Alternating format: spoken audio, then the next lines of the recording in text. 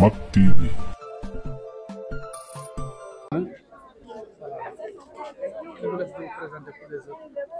waaw man maa ngi tudd monsieur Bamar Gueye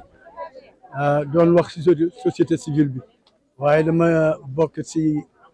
jiite woon fédération nationale de ñu ONG yi xeex drogue bi ci Sénégal lu mag juróom-ñeent at ma ne seen président d'honneur waaye tey bi may wax Radovis ak Rosam ay kuréel yu bari réseau yu bari ñoo ma jox seen kàddu pour ma wax ci loolu ñu koy defoon nag fii ci Jacques Chirac di leen félicité ci niñ ko defee ba ñu mën a bokk liggéey bi ak yéen ak autorité étatique yi ak communautaire. Alors, en tant que société civile thème wax nañ ko drogue ci en milieu scolaire. waaw lecture bi ñu ciy def mooy lu ñëw ci waxtoom la ndaxte kenn umpalewul ne drogue bi mu ngi woon ci mbedd yi mu ngi woon ci yenn gox yi mais mu ngi léegi ci école bi ñaari wala ñetti at yi passé yëpp ci thème boobu la ñuy jël mais dafa gën a yokk ndaxte yan ni ma leen ko waxee ku dem ci école yi wala école yi xaw a mag yi muy CM yi wala lycée yi fi nga xam ne xale yi dañ ko leen seen diggu doole ñi nga xam ne ñooy jëfandikoo trafic ak njaayum drogue boobu dañu dem ciblé xale yooyu pour tàmmal leen ko seen ndaw pour suñu màggee mu nekk seen yaram nga xam ne dañ koy soxla lu am la lu ñëpp dund la du lu ñu fent mais képp ku nekk si yéen muy journaliste bi muy jàngalekat bi muy waajur bi am na ñuy tiit si xale yi si école yi ak li wër école yi gis nañ ne ñi nga xam ne ñooy narcotrafiquants yi ak dealers yu ndaw yi foofu la ñuy dem di essayer implanté wu te lu ñu xalaat la lu ñu natt la ndaxte su nekkee si xale yi ëllëg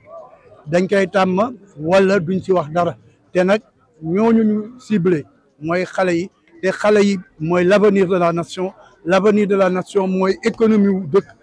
balaa ngay am économie kenn mënul tabax ci kaw ban xale yii di suñu yaakaaru ëllëg muy waajib pour ñun ñu jàppale leen yéen journalistes yi waa état bi sëriñ si jàng bi kii waroom kër gi waajur bi ñëpp ñoo war a nekk benn say liggéey pour dimbali suñu askan suñuy doom pour ñu jóge ci mais suñu leen di dimbali it duñ leen xarab duñ leen sànni parce que kenn matul xale bi dañu war di waxtaan ak moom di ko war di déglu surtout déglu xale yi mais tamit yee leen ngir lii nga xam ne day raam di leen yàq seen yaram di yàq seen xel ñu bañ ci dugg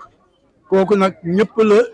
ñoo ci am nar ci nag bi muy journaliste bi muy député bi muy imam bi muy abbé bi muy ñun muy waajur bi loolu nag pour ñu mën ko def foog ñu lëkkaloo ko ñun. mais la plupart également ci li ñuy utiliser ay suus la yoo xamante ne dañ koy def ci ay sachet te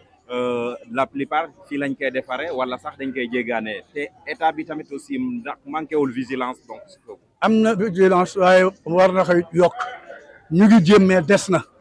yooyu nga wax am na yu ñuy wax it ñu ngi wax couche bi ñu ngi wax yeneen volet yi mais am na yeneen yoo xam ne sax doo ko bëgg a wax pour xale yi bañ ko expérimenter mais loolu ni nga wax dañu war a teel di ko waxtaane parce que nit soo waxtaanul pour mu mën a moytu du ko xam te mën na si dugg a juum ni nga ko waxee nag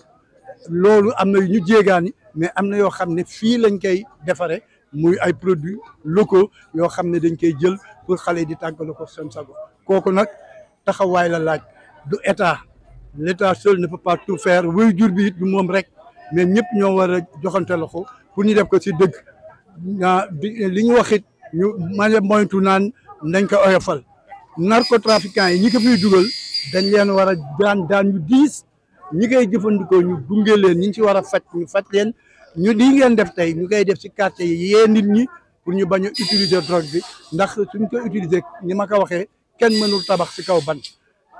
suñu réew suñu buggee mu am naataange foog ñu xale yi wér am taxawaay ba nga xam ne dinañ mën a liggéeyal seen réew. Comment français pour les autres qui ont manqué votre discours de français? Oui, le choix du thème vient à son heure, comme je l'ai dit tantôt dans mon intervention. Le thème qui vise à protéger les enfants, les élèves, ces jeunes qui sont le levain de notre société. La jeunesse de notre pays, qui est notre espoir, est en danger. Vous savez très bien que la drogue s'est installée au niveau des quartiers, au niveau des régions, mais également au niveau des établissements scolaires. Et nous avons constaté depuis quelques années qu'il y a une agression forte, une implication des narcotrafiquants qui se sont enracinés au niveau des écoles secondaires et quelques écoles primaires pour vendre à des prix modiques la drogue à des enfants pour qu'ils deviennent accros à ces substances. Et c'est un devoir régalien de l'État d'être en guerre, mais pas au niveau des armes, mais par la réflexion, par l'engagement et l'implication de tous les acteurs pour qu'on puisse faire face à ce fléau qui gangrène notre société et qui frise même une offensive qui ne dit pas son nom. En tout cas, tous les acteurs, que ce soit les médias, les journalistes, les parents d'élèves, l'État, les imams, l'Église, doivent ceindre le rein et être un bloc pour faire à la drogue. Mais ce n'est pas seulement par la répression, mais il faut aussi écouter les enfants, écouter les jeunes, partager avec eux leurs difficultés pour essayer de trouver des solutions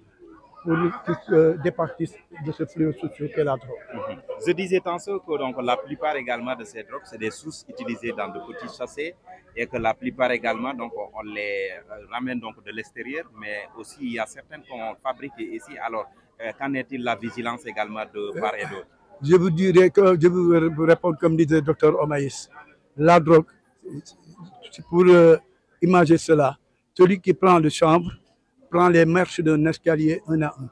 Celui qui prend les drogues dites dures, entre guillemets, prend 5 marches, mais tôt ou tard, ils arriveront tous au sommet. Ça veut dire la désolation, la mort, etc. Vous avez raison. Il y a des drogues qui sont importées, mais il y a des substances, des drogues